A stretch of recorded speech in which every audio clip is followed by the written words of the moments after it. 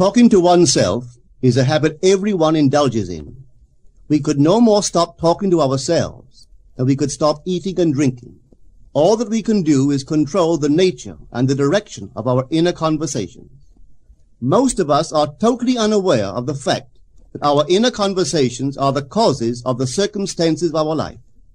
We are told that as a man thinketh in his heart, so is he. But do we know that man's thinking follows the tracks laid down in his own inner conversations? To turn the tracks to which he is tied in the direction in which he wants to go, he must put off his former conversation, which is called in the Bible the old man, and be renewed in the spirit of his mind. Speech is the image of mind. Therefore, to change his mind, he must first change his speech. By speech is meant those mental conversations we carry on with ourselves. The world is a magic circle of infinite possible mental transformations, for there are an infinite number of possible mental conversations. When man discovers the creative power of inner talking, he will realize his function and his mission in life. Then he can act to a purpose. Without such knowledge, he acts unconsciously.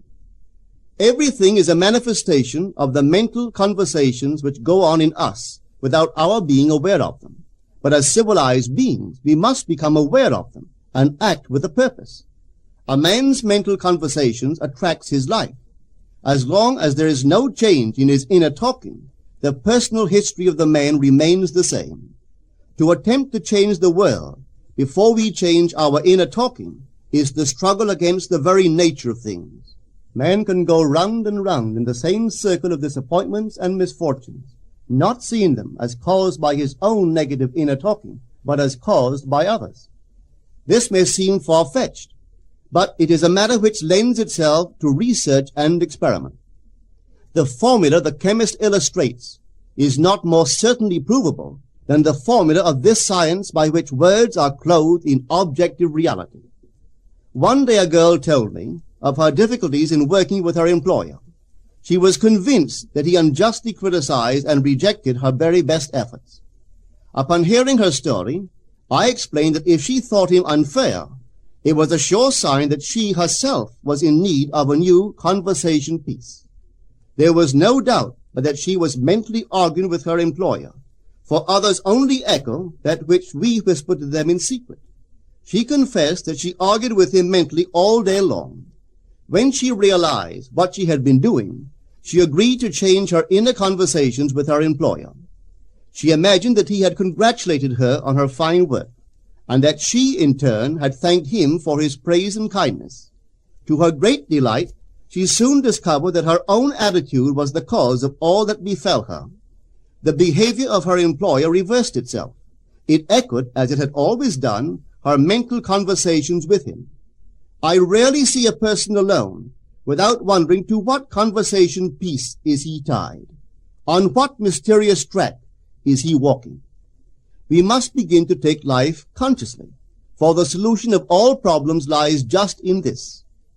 The second man, the Lord from heaven in all of us, is trying to become self-conscious in the body, that he may be about his Father's business. What are his labors? To imitate his Father, to become master of the Word, master of his inner talking, that he may mold this world of ours into a likeness with the kingdom of love. The prophet said, "Be ye imitators of God as dear children." How would I imitate God? Well, we are told that God calls things that are not seen as though they were seen, and the unseen become seen. This is the way the girl called forth praise and kindness from her employer. She carried on an imaginary conversation with her employer from the premise that he had praised her work, and he did. Our inner conversations represent in various ways the world we live in. Our individual worlds are self-revelations of our own inner speech. We are told that every idle word that men shall speak, they shall give account thereof. For by their words they shall be justified, and by their words they shall be condemned. We abandon ourselves to negative inner talking, yet expect to retain command of life. Our present mental conversations do not recede into the past as man believes, They advance into the future to confront us as wasted or invested words. My word, said the prophet, shall not return unto me void, but it shall accomplish that which I please, and it shall prosper in all the things whereto I sent it. How would I send my word to help a friend? I would imagine that I am hearing his voice, that he is physically present, that my hand is on him. I would then congratulate him on his good fortune, tell him that I have never seen him look better. I would listen as though I heard him. I would imagine that he is telling me he has never felt better, he has never been happier. And I would know that in this loving, knowing communion with another, a communion populous with loving thoughts and feelings, that my word was sent, and it shall not return unto me void, but it shall prosper in the thing whereto I sent it. Now is the accepted time. Now is the day of salvation. It is only what is done now that counts, even though its effects may not be visible until tomorrow. We call not aloud, but by an inner effort of intense attention. To listen attentively, as though you heard, is to create. The events and relationships of life are your word made visible. Most of us rob others of their willingness and their ability to be kind and generous by our fixed attitudes towards them. Our attitudes unfold within us in the form of mental conversations. Inner talking from premises of fulfilled desire is the way to consciously create circumstances. Our inner conversations are perpetually outpictured all round us in happenings. Therefore, what we desire to see and hear without, we must see and hear within, for the whole manifested world goes to show us what use we have made of the word. If you practice this art of controlled inner speaking, you too will know what a thrill it is to be able to say, and now I have told you before it come to pass, that when it is come to pass, ye might believe. You will be able to consciously use your imagination to transform and channel the immense creative energies of your inner speech from the mental, emotional level to the physical level. And I do not know what limits, if any, there are to such a process. What is your aim? Does your inner talking match it? It must, you know. If you would realize your aim, for as the prophet asked, can two walk together except they be agreed? And of course the answer is no, they cannot. The two who must agree are your inner conversation and the state desired. That is, what you desire to see and hear without, you must see and hear within. Every stage of man's progress is made by the conscious exercise of his imagination, matching his inner speech to his fulfilled desire. As we control our inner talking, matching it to our fulfilled desires, we can lay aside all other processes. Then we simply act by clear imagination and intention. We imagine the wish fulfilled and carry on mental conversations from that premise. The right inner speech is the speech that would be yours were you to realize your ideal. In other words, it is the speech of fulfilled desire. Now you will understand how wise the ancient was when he told us in the Hermetica, there are two gifts which God has bestowed upon man alone, and on no other mortal creature. These two are mind and speech, and the gift of mind and speech is equivalent to that of immortality. If a man uses these two gifts rightly, he will differ in nothing from the immortals. And when he quits his body, mind and speech will be his guides, and by them he will be brought into the troop of the gods and the souls that have attained to bliss. With the gift of mind and speech, you create the conditions and circumstances of life. In the beginning was the Word, and the Word was with God, and the Word was God. The Word, said Hermes, is Son, and mind is Father of the Word. They are not separate one from the other, for life is the union of word and mind. You and your inner talking or word are one. If your mind is one with your inner conversation, then to be transformed in mind is to be transformed in conversation. It was a flash of the deepest insight that taught Paul to write, put off the former conversation, the old man, which is corrupt, and be renewed in the spirit of your mind. Put on the new man. Put on the new man, and be renewed in the spirit of your mind, is to change your inner conversation, for speech and mind are one. A change of speech is a change of mind. The prophet Samuel said, "The Lord spake by me, and his word was in my tongue." If the Lord's word was in the prophet's tongue, then the Lord's mouth that uttered the word must be the prophet's mind. For inner conversations originate in the mind and produce little tiny speech movements in the tongue. The prophet is telling us that the mouth of God is the mind of man, that our inner conversations are the word of God, creating life about us as we create it within ourselves. In the Bible you are told that the word is very near to you, in your mouth and in your heart, that you may do it. See, I have set before you this day life and good, death and evil, blessings and cursings. Choose life. The conditions and circumstances of life are not created by some power external to yourself. They are the conditions which result from the exercise of your freedom of choice, your freedom to choose the ideas to which you will respond. Now is the accepted time. This is the day of salvation. Whatsoever things are of good report, think on these things. For your future will be formed by the word of God, which is your present inner talking. You create your future by your inner conversations. The worlds were framed by the word of God, that is, your inner talking. See yonder fields? The sesamum was sesamum, the corn was corn, the silence and the darkness knew. So is a man's fate born. For ends run true to origins. If you would reap success, you must plant success.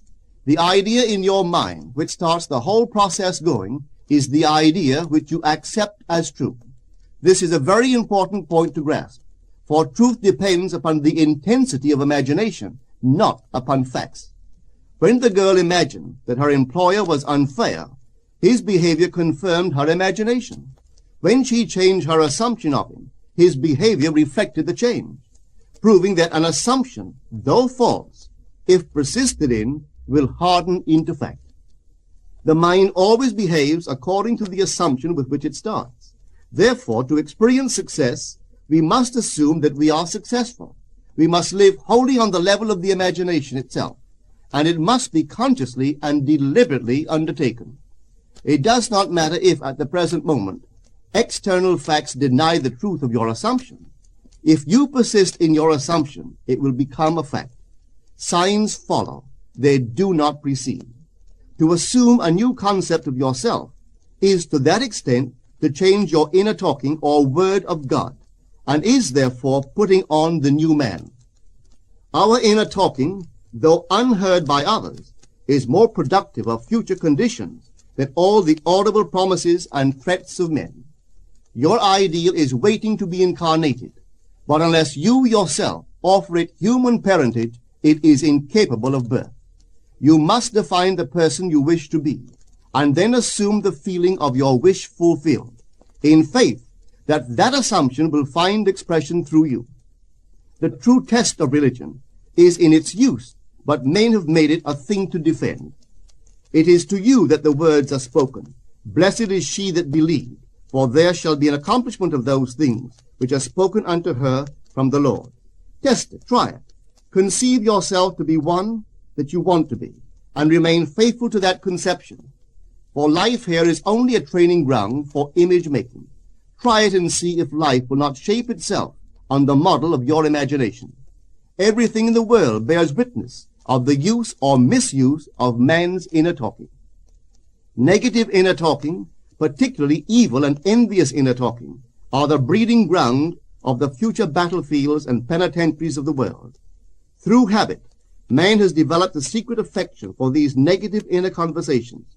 Through them he justifies failure, criticizes his neighbors, gloats over the distress of others, and in general pours out his venom on all. Such misuse of the word perpetuates the violence of the world.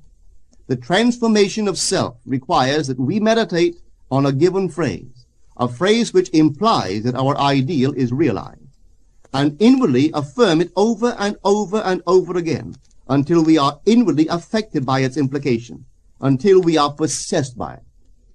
Hold fast to your noble inner convictions or conversations. Nothing can take them from you but yourself. Nothing can stop them from becoming objective facts. All things are generated out of your imagination by the word of God, which is your own inner conversation. And every imagination reaps its own words, which it has inwardly spoken.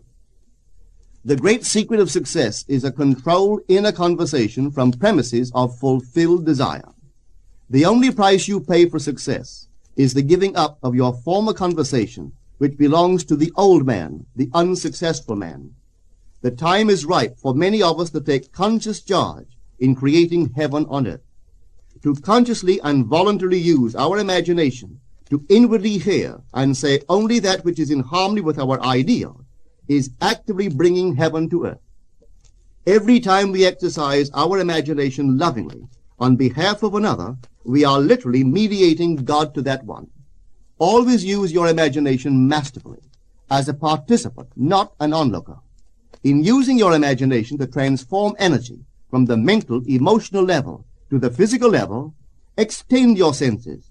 Look and imagine that you are seeing what you want to see, that you are hearing what you want to hear, and touching what you want to touch. Become intensely aware of doing so. Give your imaginary state all the tones and feeling of reality.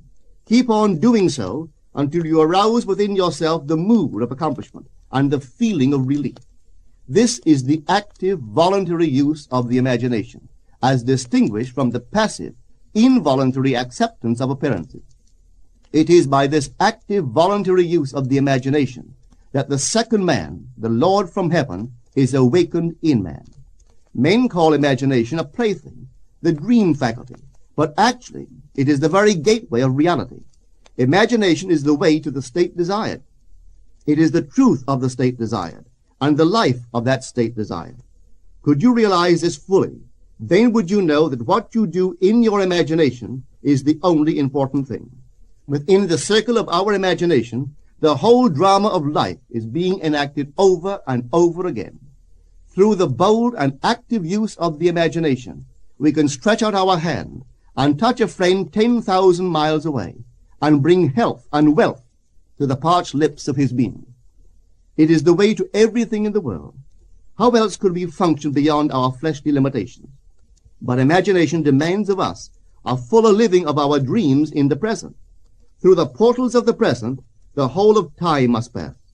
Imagine elsewhere as here, and then as now. Try it and see. You can always tell if you succeeded in making the future dream a present fact by observing your inner talking. If you are inwardly saying what you would audibly say, were you physically present and physically moving about in that place, then you have succeeded. And you could prophesy from these inner conversations and from the moods which they awaken within you what your future will be. For one power alone makes a prophet, imagination, the divine vision. All that we meet is our word made visible, and what we do not now comprehend is related by affinity to the unrecognized forces of our own inner conversations and the moods which they arouse within us. If we do not like what is happening to us, it is a sure sign that we are in need of a change of mental diet. For man, we are told, lives not by bread alone, but by every word that proceeds from the mouth of God. And having discovered the mouth of God to be the mind of man, a mind which lives on words or inner talking, we should feed into our minds only loving, noble thoughts. For with words or inner talking, we build our world. Let love's lordly hand raise your hunger and thirst to all that is noble and of good report, and let your mind starve ere you raise your hand to a cup love did not fill, or a bowl love did not bless, that you may never again have to say, "What have I said? What have I done?" O all-powerful human word.